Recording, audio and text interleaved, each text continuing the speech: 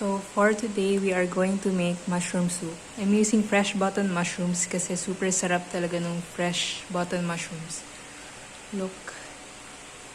So for this recipe, you need 1 kilo of button mushrooms, 2 white onions, 3 cloves of garlic, 3 tablespoons of flour, and then parang herbs of choice. I'm using thyme for this, and then I'm using Vita Soy Milky to make it creamy. So in a pot, add a generous amount of oil para masautein talagang mag-brown yung mushrooms to get that natural umami that we are looking for.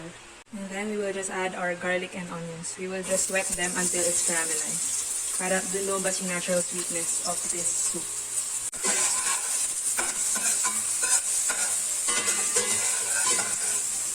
So for this recipe, I'm not using vegetable stock. I'm just using plain water kasi super umami na ng mushrooms. So after sauteing your garlic and onions, now we add our mushrooms. Parang dami pala niya. Wait lang. So, kanina when we added the mushrooms, sobrang puno nito. As in, from here siya. And then now, after cooking it down, it was reduced to half. So, I think tama lang yung 1 kilo of mushrooms for this recipe. Let's mix. We want yung parang caramelize siya to bring out the real umami flavor. Because we're not using broth for this, we're just using plain water. So when you see na medyo luto na yung mga mushrooms niyo, you can now add your flour. We're adding flour because we're not adding cream. So this flour will help us thicken the soup later.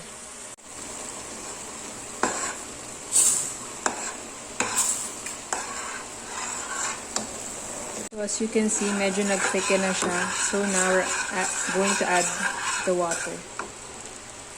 Of course, you can also use broth for this, pero parang I don't have vegetable broth at home, so I'm just using water.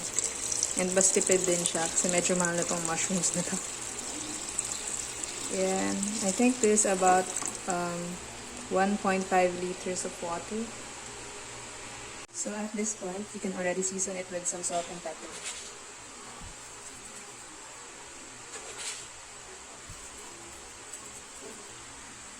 So what I love about fresh button mushrooms, super umami siya. You don't have to put broth cubes or any pampa-umami sa kanya. It's naturally umami on its own. So at this point, you can already add your thyme.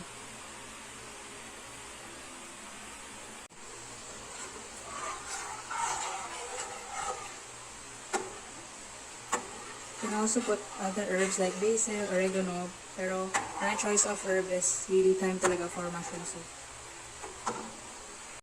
So you can use an immersion blender like this to blend your soup, or you can put them in a blender. Pero when you're going to use a blender, make sure na malamig na siya or else mapapasok kayo. So just be careful when you're using a blender for this recipe. I highly suggest that you use a hand blender like this kasi very convenient siya for soups talaga.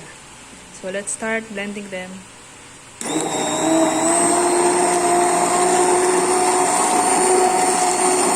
So in just a few seconds, you already have a very silky smooth soup.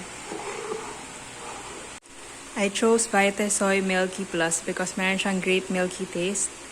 It's made with real soy, high in calcium, low in saturated fat, cholesterol-free, and only 6 grams of sugar per serving.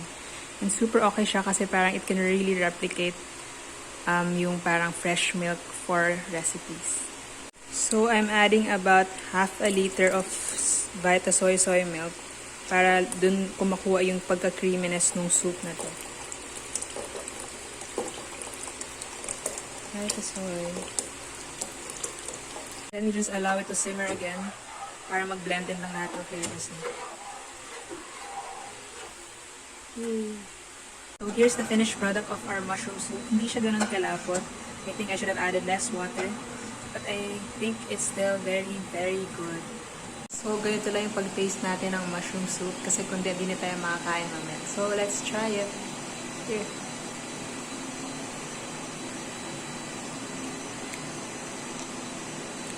Sobrang lasa siyang mushroom. I think I can add more parang canned mushrooms just for toppings. Pero sobra siyang mushroom taste and it's so good with a good crusty bread.